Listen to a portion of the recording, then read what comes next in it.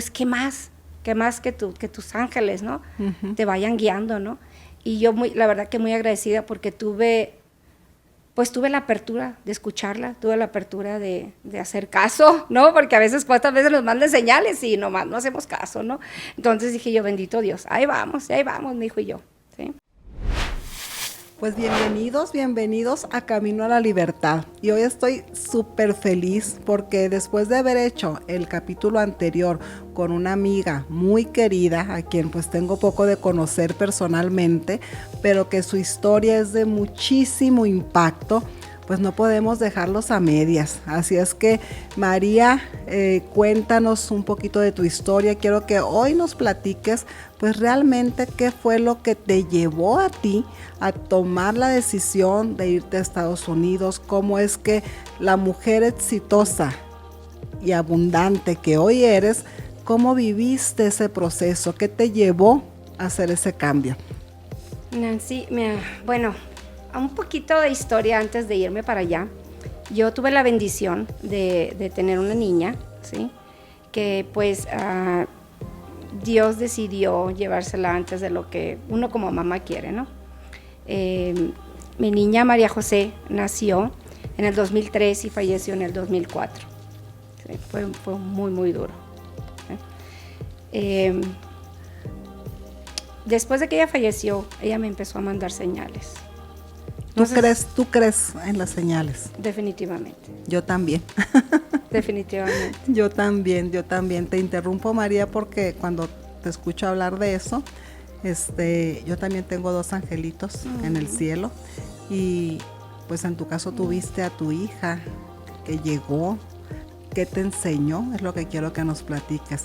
En mi caso, yo perdí esos 2 bebés antes de que llegaran a este plano, pero aún así, pues son esas almas que llegaron porque me tenían que dejar algo. Ya luego les platicaré, pero quiero que nos platiques de eso, María. Fue una experiencia muy dura, muy dura. Me dejó, hay una pregunta que me hice, que gracias a mi hermano Roberto que me fue guiando en ese camino tan duro, porque mi niña estuvo 3 meses en cuidado intensivo. En el hospital. En el hospital, sí. Y yo estuve pues ahí con ella. Y recuerdo que mi hermano un día me visitó y me dijo, es acerca de un libro, no recuerdo el título, pero recuerdo muy bien la pregunta donde decía, Dios, ¿qué quieres que aprenda de esto? ¿Qué quieres que aprenda de esto? Entonces esa pregunta me ha acompañado desde siempre.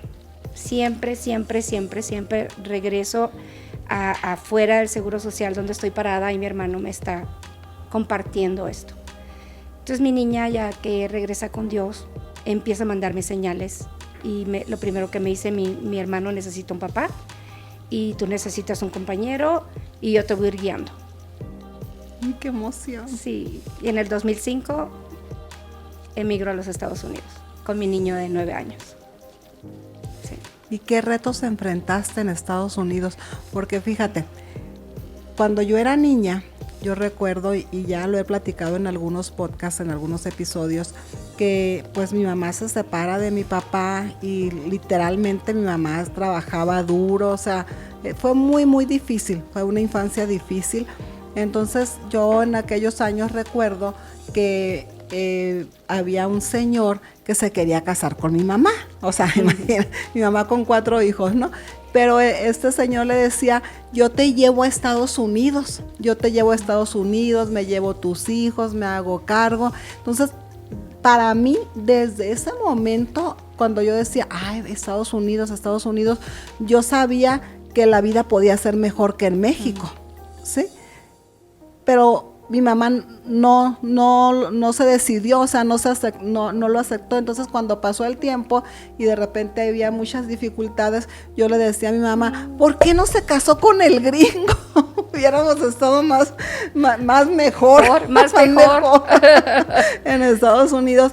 Pero obviamente por alguna razón. No fue, yo creo no fuera la persona que soy hoy, no lo sé, pero por alguna razón no sucedió. Entonces yo te veo a ti y veo que lograste ese sueño en Estados Unidos, pero también sé que pasaste muchas dificultades.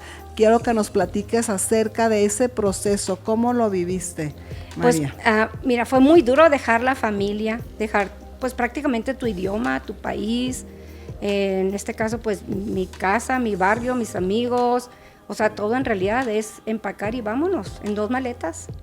En 2 maletas nos llevamos nuestras vidas, Carlos Alberto y yo.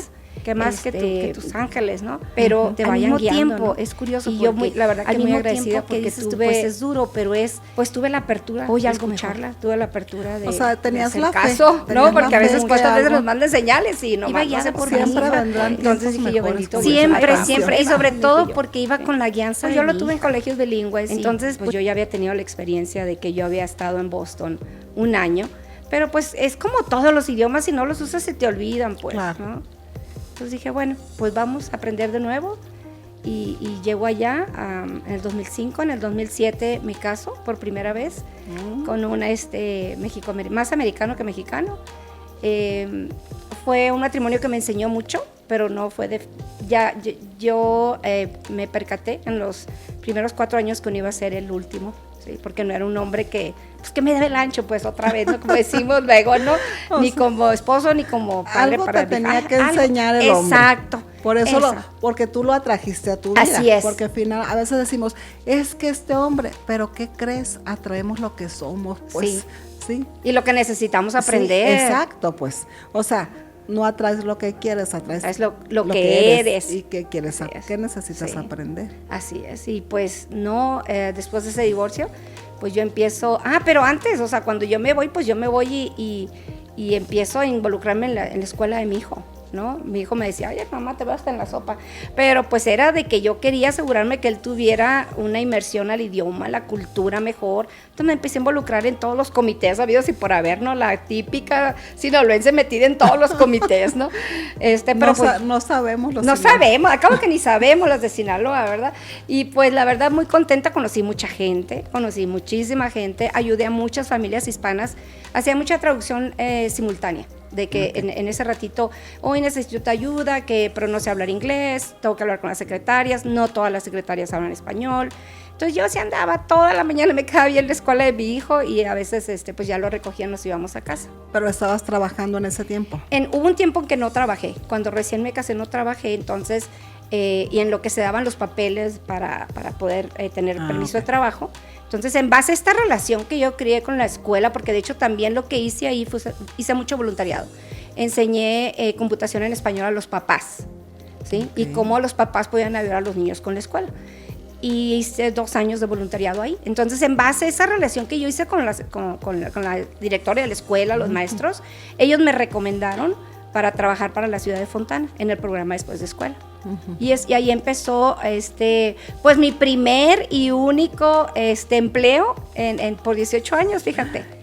O sea, ahí fue donde tú te pudiste jubilar. Ahí me jubilé. Yo me jubilé como empleada pública local para el Departamento de Servicios Comunitarios de la ciudad de Fontana. ¿Sí? Okay, sí, qué padre. Sí, la verdad, muy, muy agradecida, muy buenas experiencias. Estuve directa en el campo 7 años con niños, desde kinder hasta secundaria, en programa Después de Escuela, ayudándoles con todo tipo de temas. Allá todavía, gracias a Dios, el programa da servicio a casi 4,000 niños. Cosa que no vivías acá en México, ¿no? No, yo acá era administrativa. Yo en México aquí yo me tenía 18 años de administración. Trabajaba en empresas y era oficina, computadoras. Allá fue de ponte los tenis, ponte los caquis y camiseta y vamos al campo a trabajar con los niños. O sea, digo, no al campo, pero me refiero a los salones, ellos, a pues, estar a los con salones, ellos. A convivir, estar presente, pues. Sí, y luego, ¿sabes qué, Lupita? Muchos de esos niños llegaban de México y no sabían inglés. Entonces me tocaba hacer ese puente también con la escuela, con los maestros, con el staff docente, pues, ¿no? De la escuela. Entonces tengo muchas memorias y tengo muchas experiencias, la verdad, con padres hispanos, porque Fontana es como más del 80% hispano. Okay. Entonces fue para mí, pues, muy bonito hacer ese servicio comunitario. creció en mi corazón esas ganas de servir. Y así fue como me desarrollé profesionalmente yo allá. ¿Sí? Y fíjate, ahorita que dices eso, tuviste la capacidad en ese momento de ver las necesidades de los niños, de ver las necesidades de los padres. Y aquí yo quiero hacer un paréntesis, porque muchas veces andamos en la búsqueda de estar mejor, pero no nos atrevemos a dar servicio. Entonces a veces nada más las personas dicen, quiero resolver mi vida, quiero ir a hacer mi sueño a Estados Unidos, pero ¿qué es lo que damos? Entonces yo quiero dejar ese mensaje, aprovechando tu historia, porque Dios nos trajo, nos dio dones y nos mandó a este plano para servir a su gente, para servir a su creación. Y a mí me queda claro, María, que si tú no hubieras hecho ese voluntariado por todo ese tiempo, haber conectado con los niños, con los papás latinos, haber contribuido a que mejoraran, pues no te hubiera llegado el trabajo. Estoy muy de acuerdo contigo. Okay. Muy de acuerdo contigo. Sí, entonces ese mensaje es, a veces queremos nada más qué quiero yo, pero dejo de pensar en qué puedo aportar a los demás. Así es. Y eso es bien importante porque lo que uno da, uno recibe. Exacto. Yo recuerdo que mi esposo me decía, ¿cómo que estás regalando? Estás dando clases de computación. ¿Sabes cuánto la gente cobra aquí por clases de computación? Le digo, pero yo no lo hago por dinero.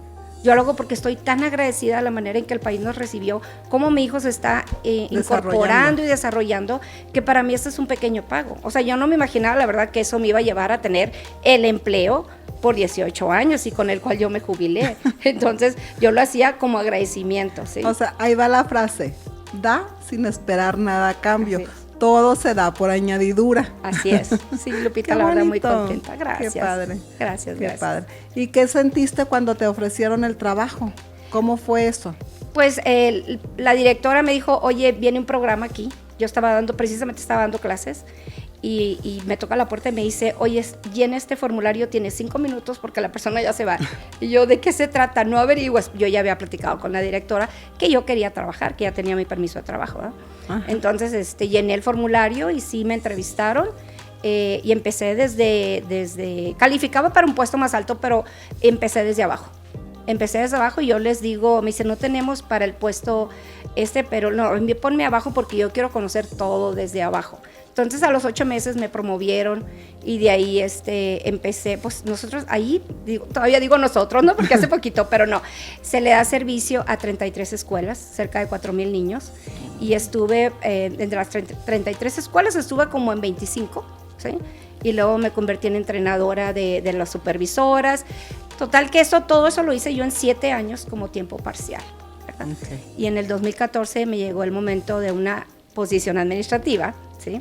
Que es lo que a mí pues me apasiona mucho, y lo obtuve como tiempo completo, ¿no? Entonces, para los que están familiarizados, la verdad, tener un tiempo parcial en Estados Unidos, pues es bueno, pero al mismo tiempo, pues careces de servicios médicos, careces de algunas cosas. O sea, no tienes todos los beneficios. No, pues. no tienes todos los beneficios. Y entre ese tiempo yo estaba criando a mi hijo, pues me divorcié como les comentaba, de primer matrimonio, me divorcié cuando mi hijo estaba en la prepa, y después de hacerle mucho la lucha, pero dije, no, esto no es lo mío, ya aprendimos lo que hay, como dices tú, ¿no? La gente viene y pues ya aprendimos lo que hay que aprender y hay que continuar.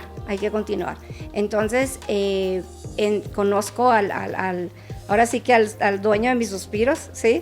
Y a Rubén. Conozco a Rubén y Dios me bendice y me bendice así.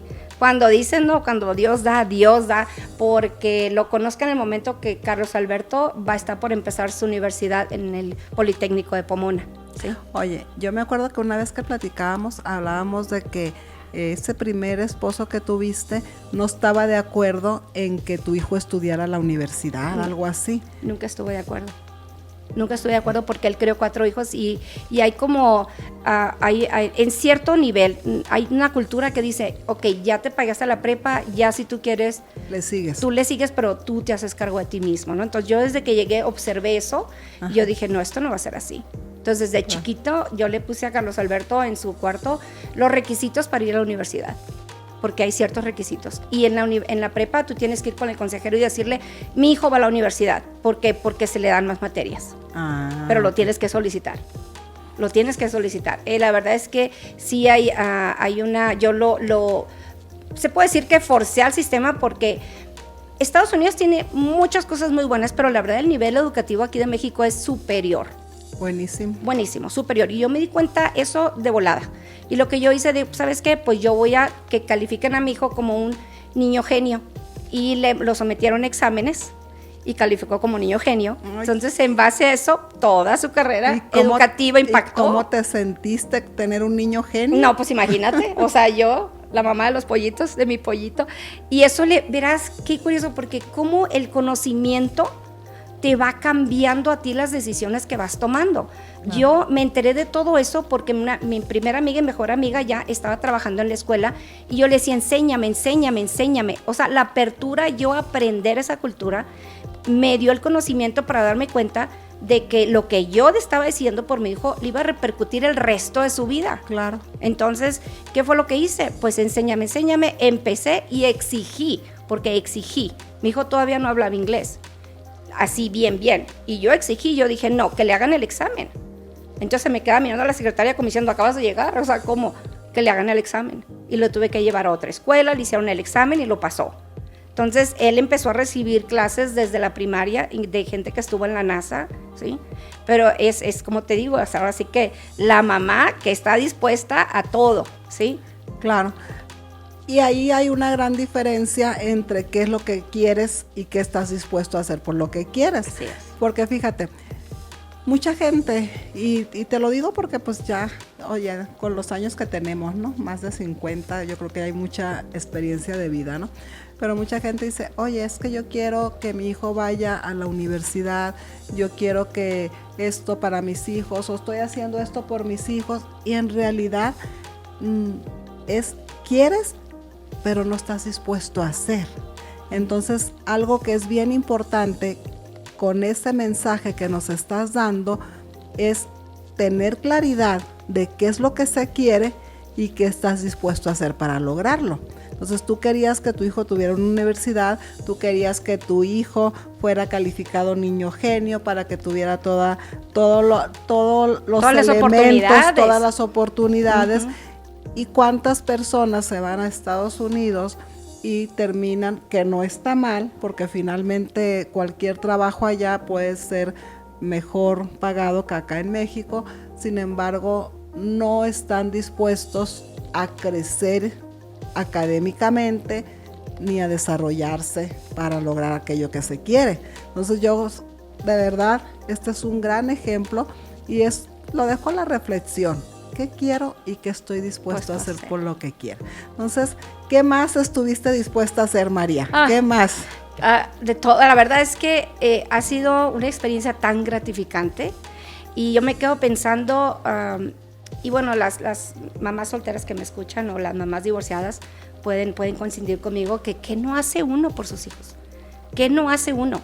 Entonces llega un momento en que eso pues nos llega como el nido vacío y ahora te preguntas, ¿qué no voy a hacer por mí? ¿Sí? Exacto. ¿Qué no voy a hacer por mí? Entonces, en ese camino en el que yo pues empiezo en el tiempo completo ya como administradora, pues fue muy bonito porque yo sabía lo que la gente necesitaba en el campo y yo estaba acá no en una posición de mucho de poder, no, porque no era administrativa, pero tenía voz. Y yo podría decirle a mis jefes, supervisores, managers, eso sí funciona, eso no funciona. ¿En base a qué? A la experiencia. Porque ya lo habías vivido. Así es, a la experiencia.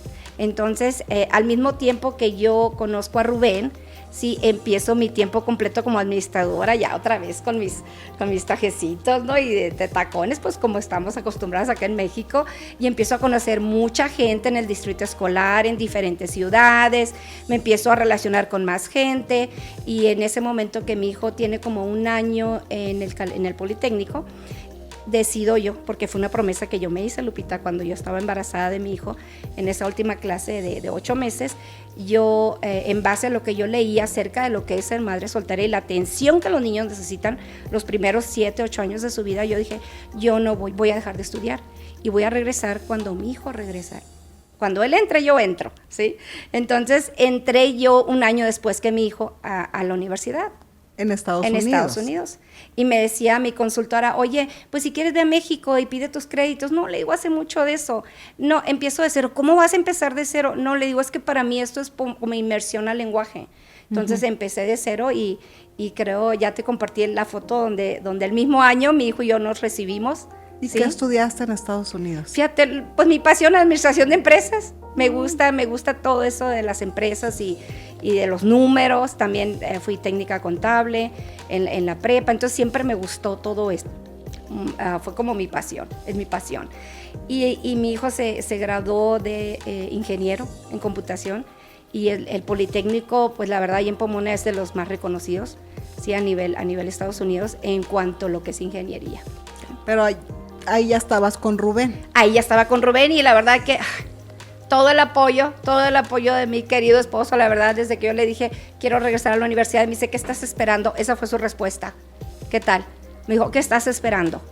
Claro, pero esa respuesta que él te dio es por lo que tú eres. O sea, ¿cuántas veces decimos, quiero esto, quiero lo otro? Y a veces, ay, ¿por qué no tengo apoyo? Porque al final tú eres la que provocas que eso llegue. Entonces, a veces buscamos afuera cuando en realidad es el trabajo interno. Entonces, a mí me queda claro que trabajar como tú lo hiciste con tus hijos, en los dos procesos, ¿no? Porque, pues, ¿cuántos meses estuviste con la niña hospitalizada? Y al final tenía que llegar lo que tenía que llegar para convertirte en la persona que hoy eres. Entonces, yo quiero que tú nos cuentes, María, qué sentimiento, o sea, ¿cómo te sentiste estarte graduando junto con tu hijo?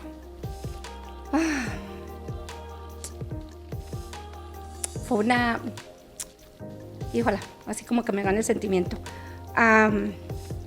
Fue como que cerrar un círculo que yo dejé abierto, ¿sí? Obviamente me sirvió mucho para aplicar a otras posiciones y subir, ¿no?, en la escalera profesional, pero más que nada era conmigo misma. Era algo que yo sabía que yo podía hacer y que yo me había prometido a mí misma que yo iba a hacer. Y luego, pues, junto a él, pues, doble todavía, ¿no? Hay un episodio donde estamos mi hijo y yo aplicando para la ciudadanía, aplicamos y nos vestimos y vamos al evento allá en Los Ángeles. Para los que no sepan, hay una... Me entró el sentimiento. Hay un lugar en donde nos concentran a todos y nos leen acerca de Estados Unidos, la historia y todo.